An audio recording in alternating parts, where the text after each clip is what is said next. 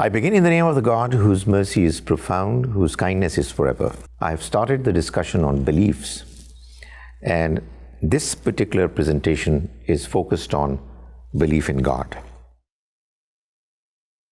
We have seen that the Quran emphasizes the significance of use of intellect.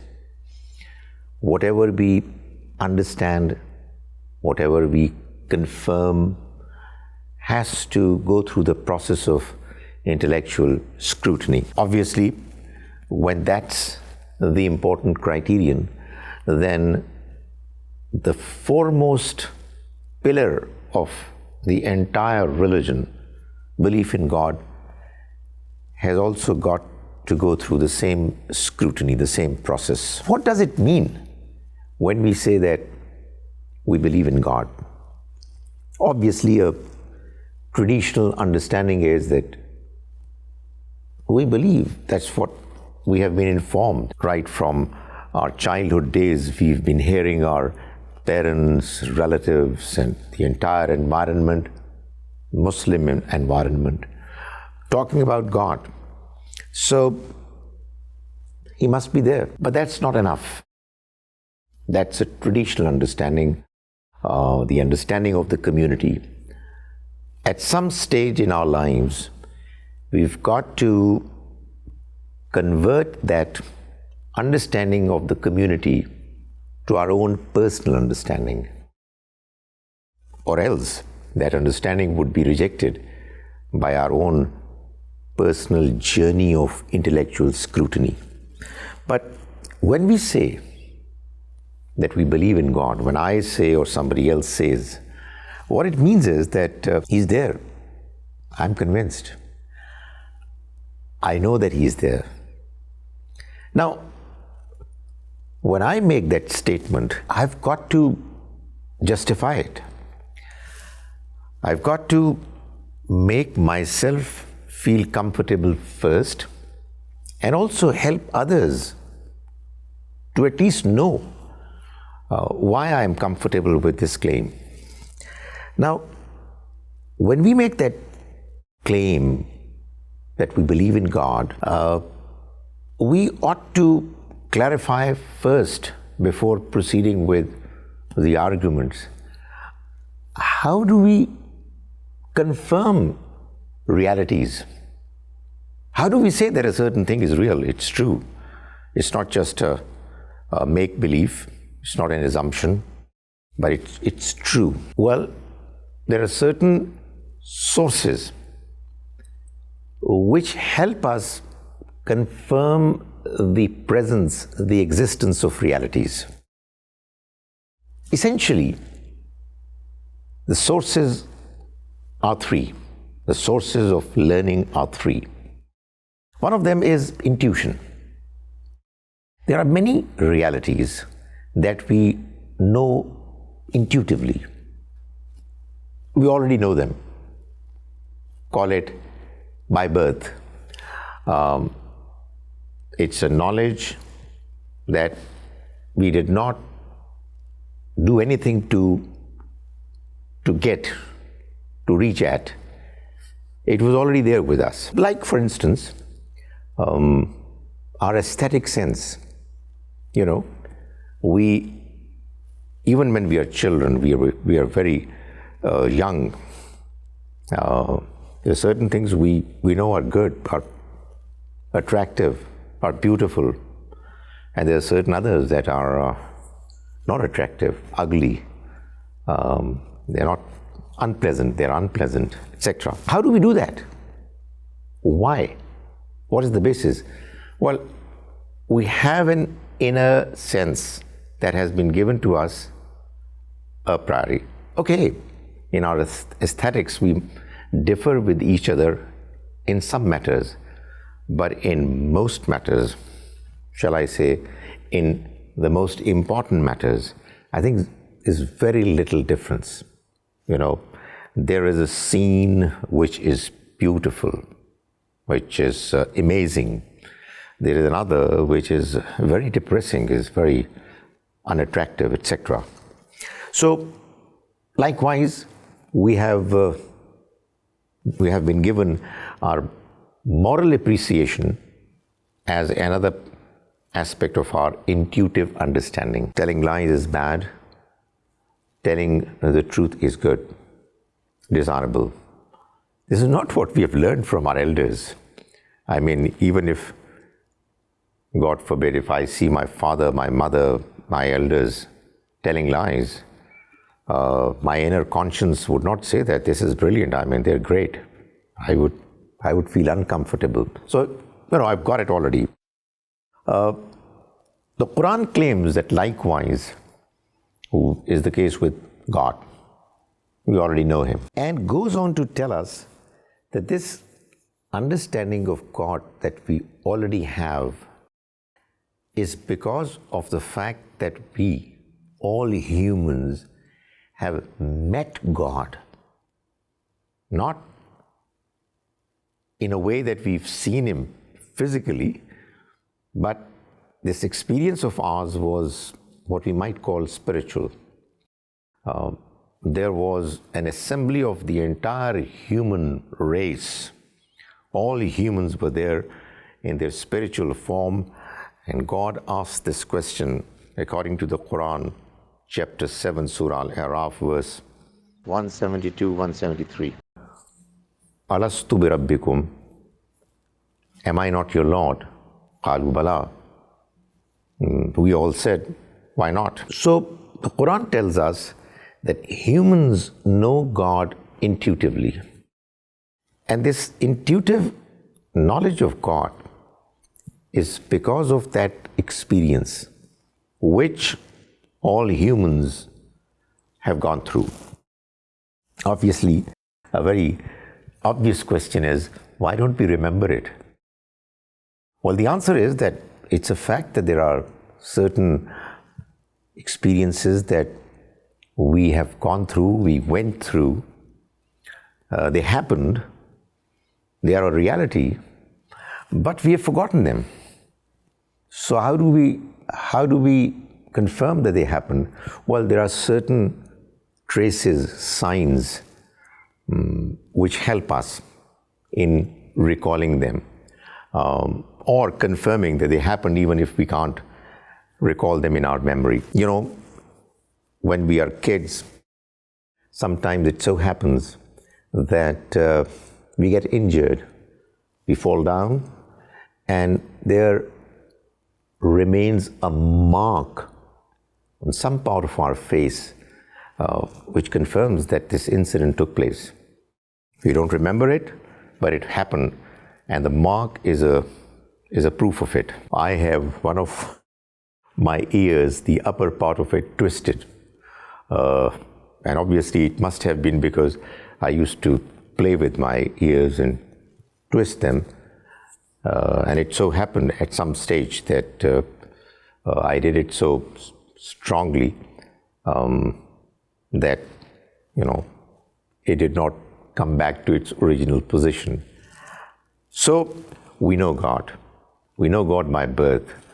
And the fact that all humans, in some phase or phases of their lives, whether they believe in God formally, officially or not, when they are confronted with a situation wherein they are in danger, an extremely difficult situation, the Quran says that people, they ask for help from God, one God. It's not necessary that it would happen to all humans, but it does happen to many humans. So, in a situation of extreme fear of losing one's life or some such similar situation causes the inner understanding, appreciation, or call it memory that has sunk deep down in our personality emerges. The other source of knowledge that we humans have been endowed with is the most obvious source of sense perception. I've already talked about it. We see realities and we confirm that they are there. We hear and we confirm that what we hear is a reality. Likewise, we taste, we smell, and we touch, and the realities are perceived. We confirm them. The same category of sense perception can also include the realities which we did not see, and yet we confirm them. Like, for instance, the reality of many stories, many different instances in the history of humankind where things happened. We didn't see them, we didn't hear them directly, but there were others, hundreds and thousands of others, who perceived those realities, and they are now a part of history, part of folklore, legends in different communities, some of them known to almost all humans. For example, Alexander the Great was an emperor, a conqueror. In the subcontinent, we had a Mughal dynasty, etc. I mean, there are many outstanding humans, many stories in the history of mankind that are now undeniable, and this is because of the fact that they were seen, heard by many people who were contemporaries, who were present at the time when these stories were evolving, were being made, and people started mentioning them, narrating them to the next generations, and they've reached us in a way that there is no dispute, there is no doubt about the fact that they actually happened. The Quran tells us that one such story is the story of our great-great-grand ancestors, Adam and Eve, who met God and went through a certain process in a certain garden for a certain while. It was a direct interaction between them and God. Did they see God? I don't know. Did they hear Him? Most probably yes. The Quran mentions the story of Adam and Eve interacting with God at least 7 times. One of them is mentioned in Surah Al-Baqarah, chapter 2, verses 35 to 39.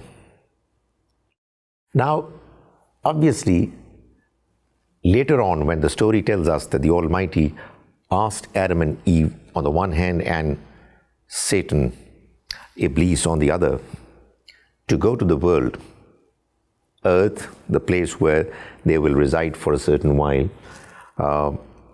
When they had children, it is impossible to imagine that they would not have talked to their progeny about that story. And it's unthinkable that their children would not have talked about that story of their parents and the grandchildren of Adam and Eve. And that's how this story has gone across to the different corners of the world, wherever humans chose to go and live. That is why God, Allah, Bhagwan, Yahweh, etc., different names are mentioned for that being who created us, because at some stage in the earlier part of human history, he was actually experienced through sense perception. A third source of knowledge that we humans have is the source of intellect. Our intellect doesn't create any information, any story, or the understanding of reality on its own. It gets information, data, from our intuition, realities that we all already have by birth, or through our sense perception. Things that we see around or things that have come down to us from history. Intellect analyzes, categorizes, draws conclusions. A very simple example of the use of intellect is mentioned that, in the earlier times when there weren't any factories, industry, tractors, automobiles, etc., if a person was to see smoke billowing somewhere at a distance, the person would conclude that it must be because of fire. The fire is not visible, but the smoke, which is the consequence of fire, confirms that there should be fire in existence as well. So what I'm saying is that our intellect enables us to draw conclusions through analyzing, through categorizing. That is why the Almighty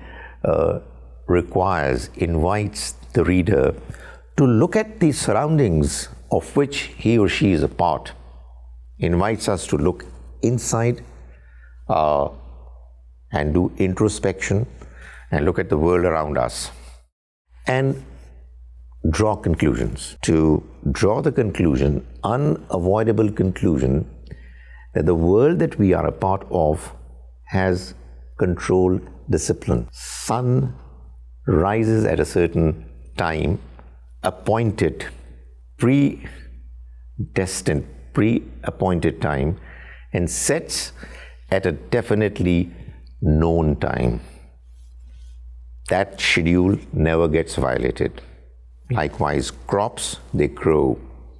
We know that there are laws of nature, numerous that have been discovered. In other words, there is control.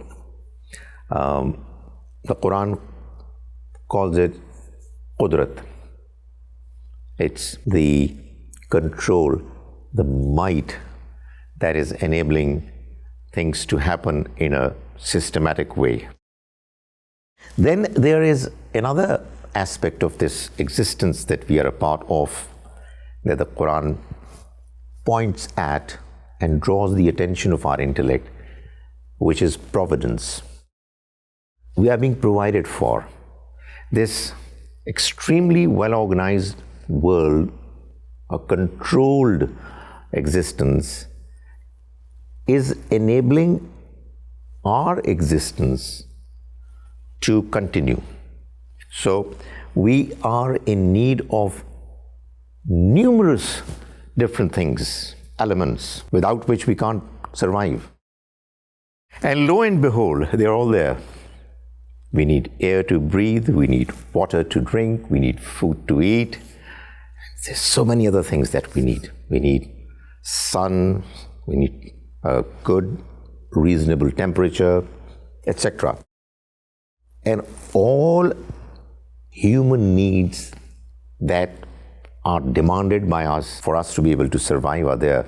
And not just there in a way that we survive, well, we flourish, we thrive. So there is providence as well. A third reality that we experience if we use our intellect, which the Quran urges us to do, is the reality of mercy. Mercy means you are getting things which you like, which you are enjoying, but you don't deserve it. It's something over and above justice. When we say that there is justice in a certain system, what it means is that you are getting what you deserve, what you ought to get. But when there is in a system mercy as well, it's over and above justice. You don't deserve it, and you're getting it undeservingly. Life is a blessing. I don't have to tell you, we all love it. As they say, we are loving it. But what did we do to get it? Nothing.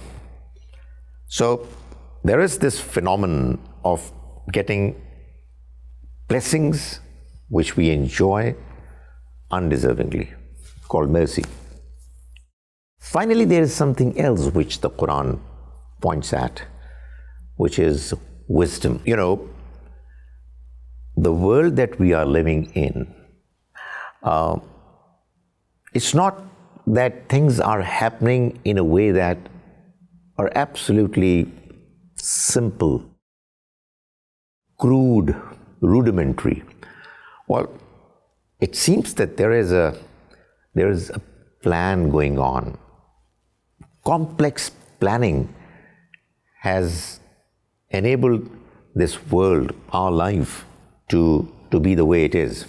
To just give you a simple example, we all have gone through the process of coming out of the wombs of our mothers and spending years of our early life in a way that we were completely dependent on others, causing lots and lots of trouble for our parents and others who were looking after us.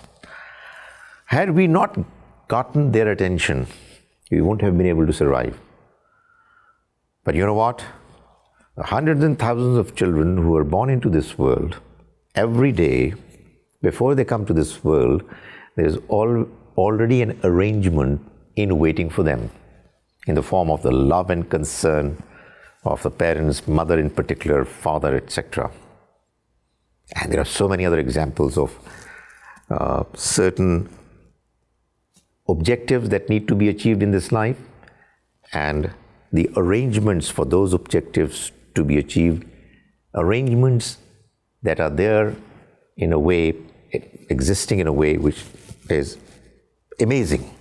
So there is planning, there is wisdom. Somebody who looks at this world with her intellect, intelligently, and is not biased, is not influenced by some external philosophy or some ideas that would influence his honest, intelligent probing, has to continue to wonder as to why is there control, why is there providence, why is there mercy, why is there wisdom in this world. If there is no explanation offered, then the person should be confused. Life is a puzzle if there is no answer to these questions offered. The Quran tells us that there is only one answer, which is God. Quran says in chapter 24, Surah Nur, verse 25, Allahu nuru samawati wal ard. God is the light of the heavens and the earth. That is, belief in God is the light of the heavens and the earth. You believe in God and you are able to know that God, the mighty, is controlling. God, the provider, is providing. God, the merciful, is offering, spreading across His mercy. And God, the wise, is enabling this wise world full of wisdom to operate wisely. That is what is a simple presentation of belief in God by the Quran, but it is done in various different ways, enabling human mind to look at this world and God's signs in a way that an unbiased investigation, probing and reflection would enable all humans to believe in God.